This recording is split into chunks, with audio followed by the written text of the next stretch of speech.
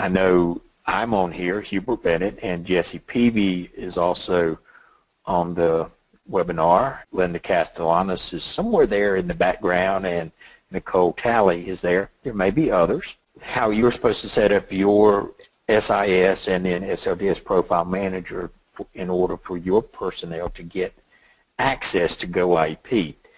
We're going to do several things today. I'm going to show you a short PowerPoint, then going to jump over to a live site and just show you Profile Manager. Please, at any time, if you have questions, turn on your mic or whatever and try to answer the question. You guys hopefully know that I'm always here to answer any kind of questions you have. We will get started.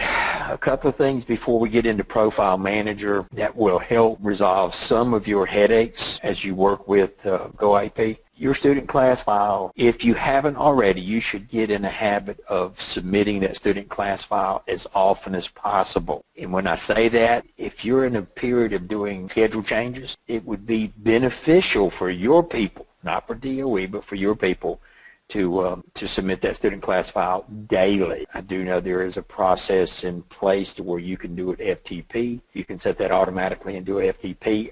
I don't think that works yet for those hosted sites, but you can talk to your PowerSchool people to see if that's available, or the Infinite Campus hosted sites to see if that automated process is available to you guys. Whether you do it automated or whether you do it manually, the student class file is very, very important to be run regularly. I don't think once a week would be sufficient, especially when schedule changes are being done. But what will happen if you don't send it up regularly is your special ed people that are dying to get in there to begin working on new children or new students into the program or anything, if it's not done as soon or very close to when the student gets there, then those teachers will not be able to see the students. Second thing I want to mention to you about is GTID claims. This is something also that needs to be done as soon as possible. Many districts have already allowing the registrars or enrollment clerks or whatever name you use at your district for those persons at the school or at the central registration office or whatever, whoever registers a child to have access to do a individual student-by-student claim.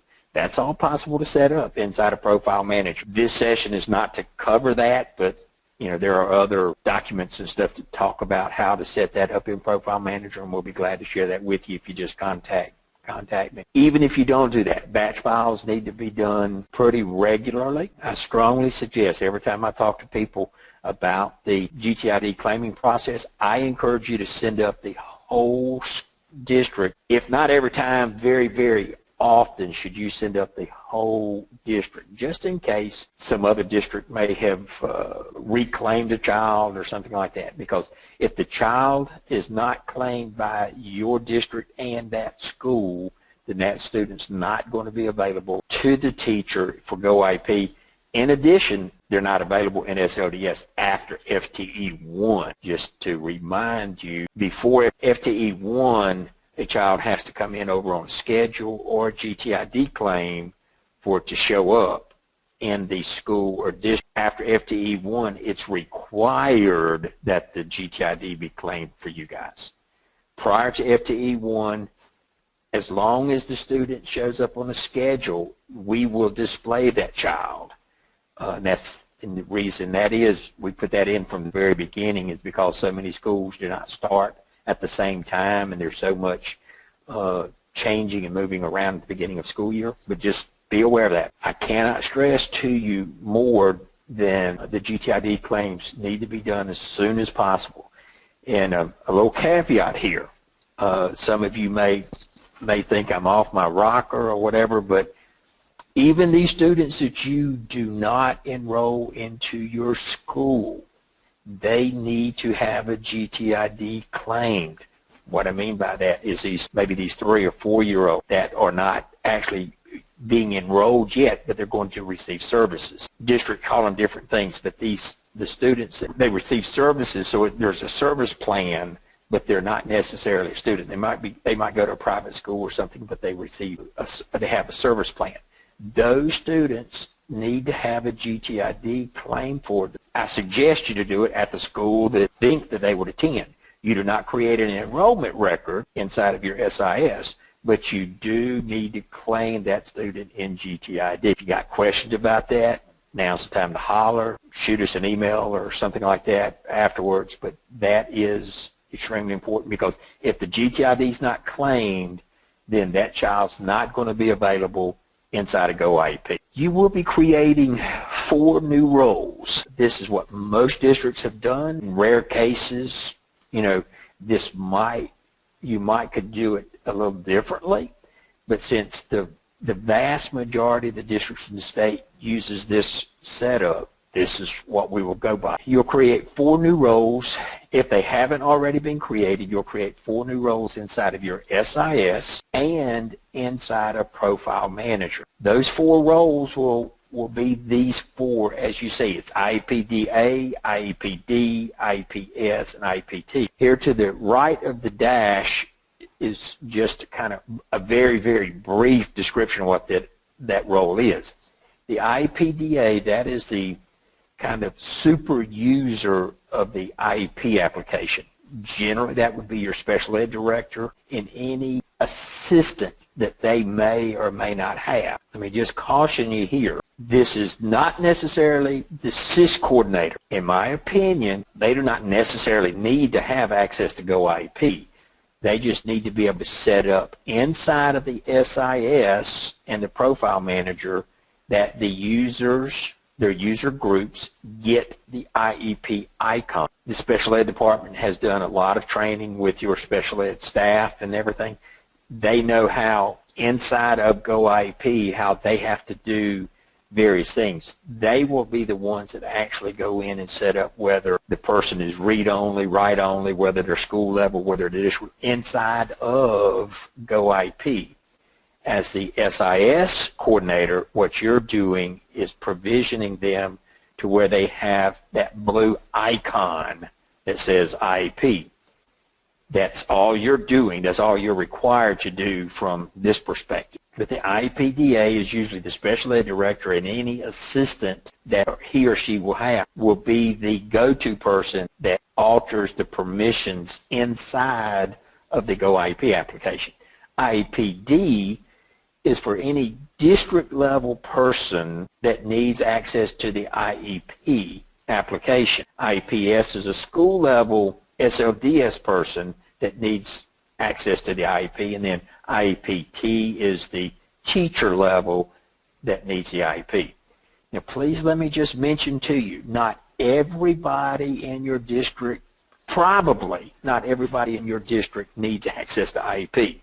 That's totally your decisions, but once an IEP is finalized, a read-only version of that IEP is available to any person that can see that student. You don't have to give them an IEP to see the IEP. Primary purpose of this is that they can write an IEP. By giving them one of these roles, they have the IEP icon.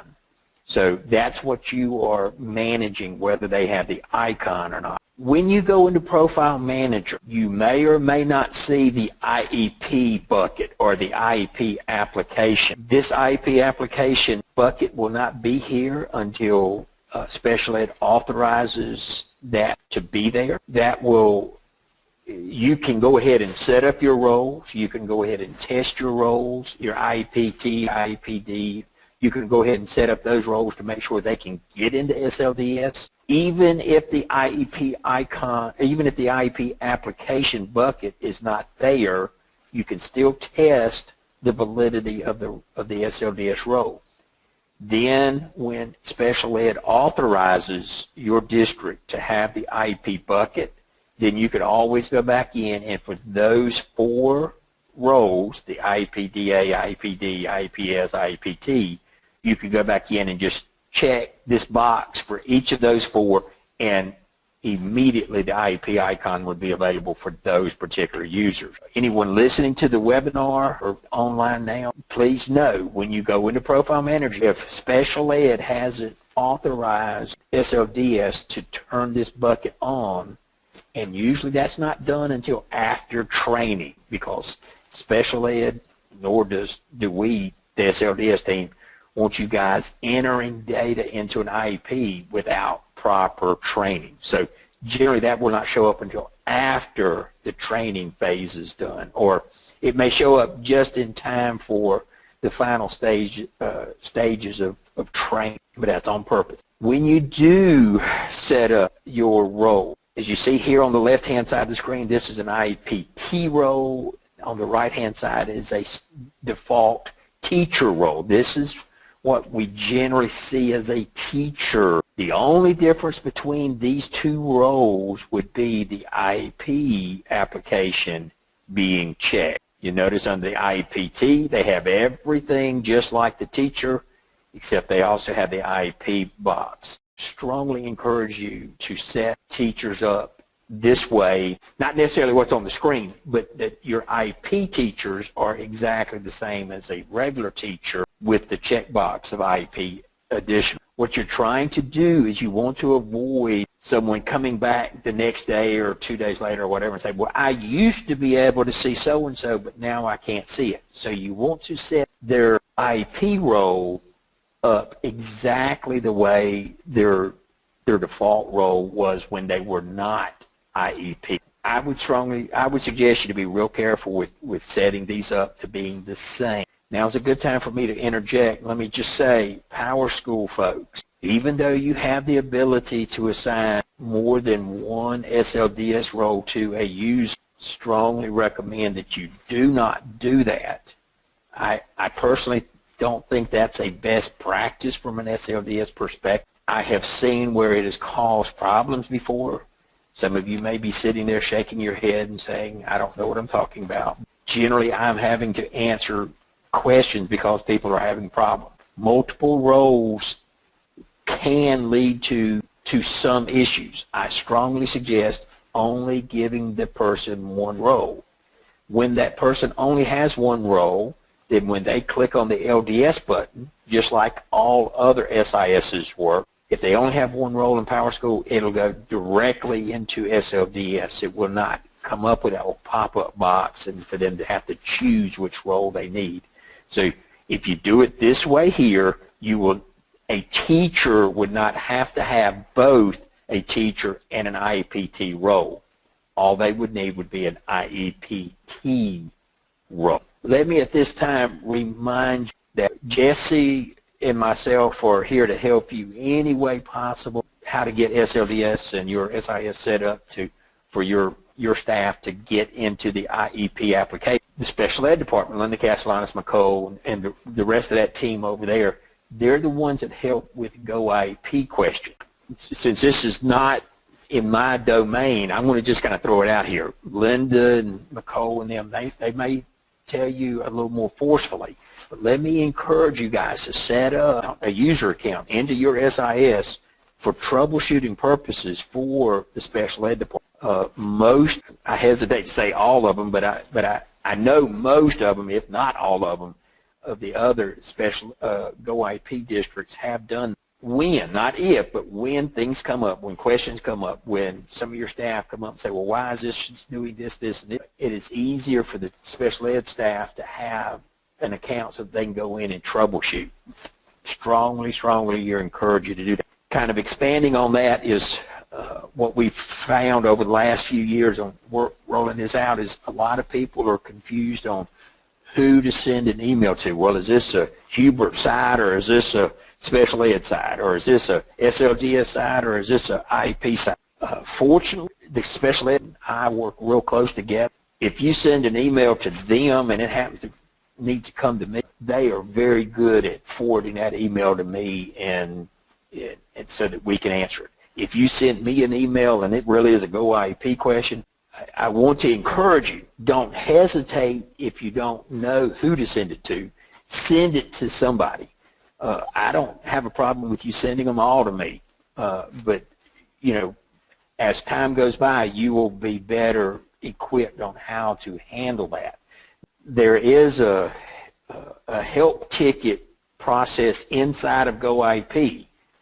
I strongly suggest you not to send in a D ticket in a regular help desk D ticket, but if you have an issue, that you know is GoIEP, then send it through the GoIEP help set. Your special ed folks have been trained on that.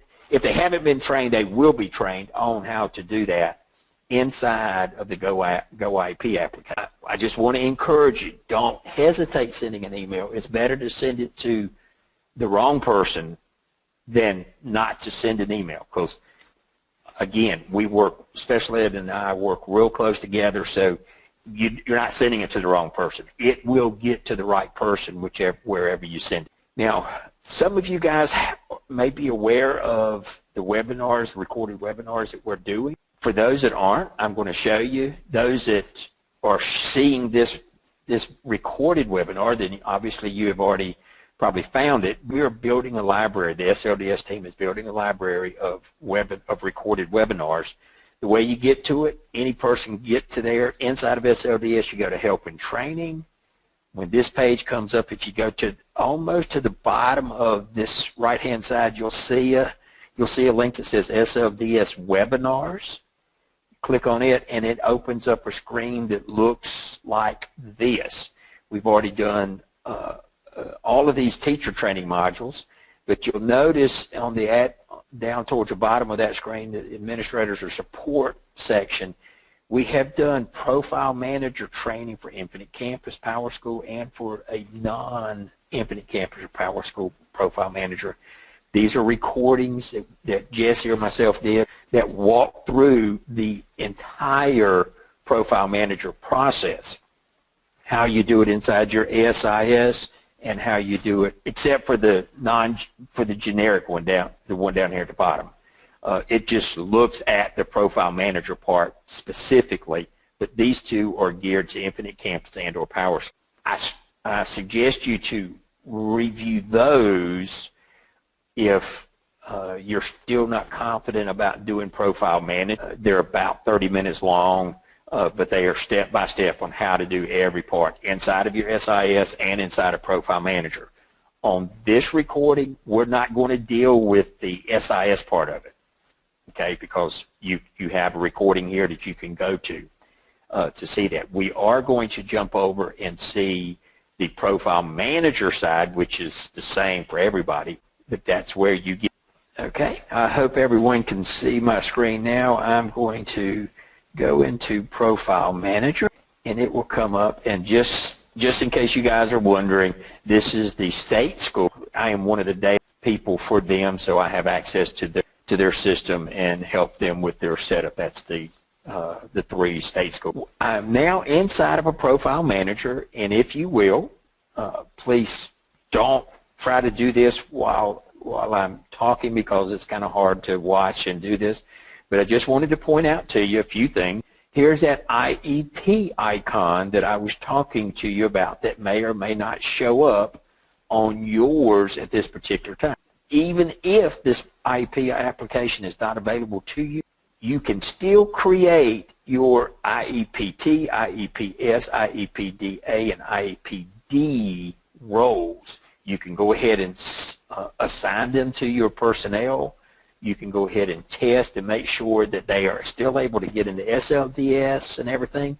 The only difference would be is that without this IEP checked, they will not have the IEP icon on the banner bar. You notice here I already have the 4 new roles set up for the state schools. I'll just take you over to the IEPT, and you can see this is the example that I used earlier in the PowerPoint slide. It has everything that a normal teacher has, except it also has the IEP select. Again, this IEP button may not be there for you guys. Okay, that would not be a surprise to me, because intentionally we do not turn this on until later in the training phases, because we don't want people using the real database to be doing their practice. But again, you do not have to wait for the IEP button or box to be here to turn it on.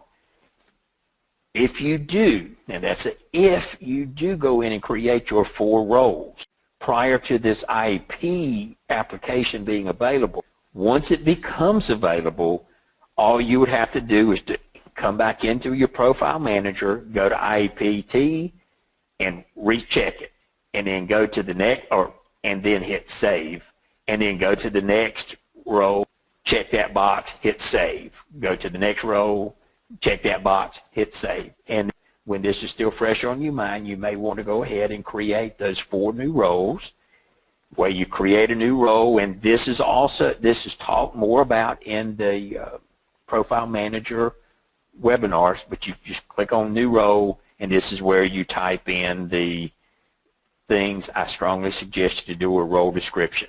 Okay? I'm going to cancel that out because we already have the IEP. You assign the various applications to the user, to that group, by selecting the box. Remind you, anytime you see a plus sign, I suggest you to expand that to make sure that all of the boxes are checked that they should have. And then when any changes you make, hit Save, and you will get a green and yellow box that will say Save Successfully. If you do not get Save Successfully, if you get something else that's showing you, it's in red, that's showing you an error, then none of your changes will take place. So if you leave the screen, anything you just did prior to or since the last Save Successfully will not have been completed. If you get a red error like that and you can't figure it out after looking at the Profile Manager recorded webinars, then holler at us and we can help walk you through what that fix would take. Hubert? Yes. We have one question that was typed in from Angela Ingram. Where do we create the roles first, SIS or Profile Manager? From a best practice perspective, I suggest doing it in Profile Manager. It doesn't matter. There is no right or wrong answer to that, except what I have found is that oftentimes once they create it inside of their SIS, they get that anxiousness to go ahead and set someone up with that role. That role will not be usable until it's created in both.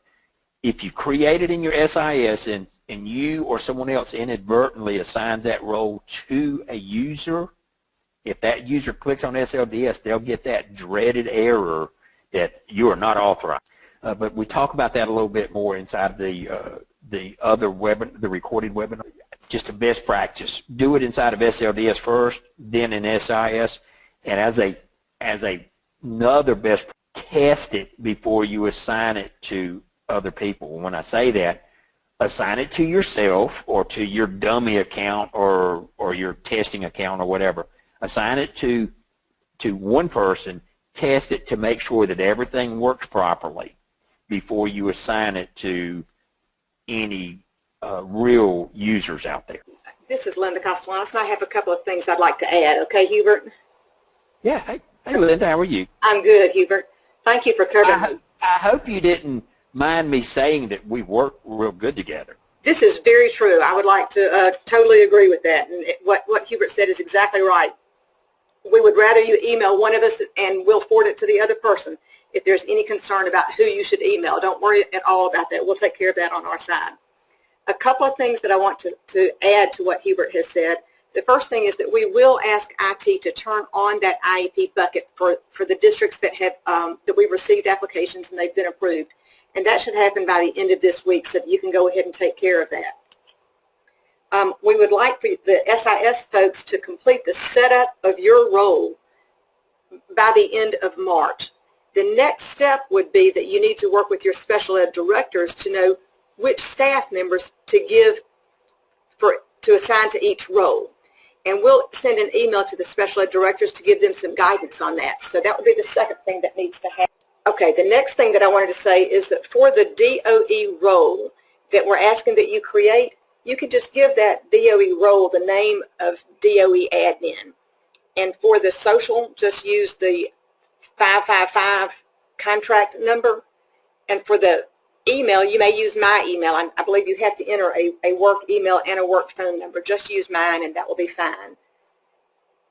The next thing is that after the role has been set up and the roles have been assigned to the appropriate staff, before the end of this school year, we'd like for each employee in the special ed department who will be returning to their current job next year to log in before they leave for summer break. We want them to log in and create their profile inside GOIEP. But the SIS folks don't need to worry about that piece of it. I will be sending an email to the special ed directors with guidance on and screenshots so that each user will know how to do that part of it. Are there any questions as far as that information goes? Thanks, Linda. Guys, we're here to help you in any way possible. You know, again, Jesse and I will help you with the Profile Manager setup stuff. Both us and the special ed, we're here to help in any way. That's the end of this session.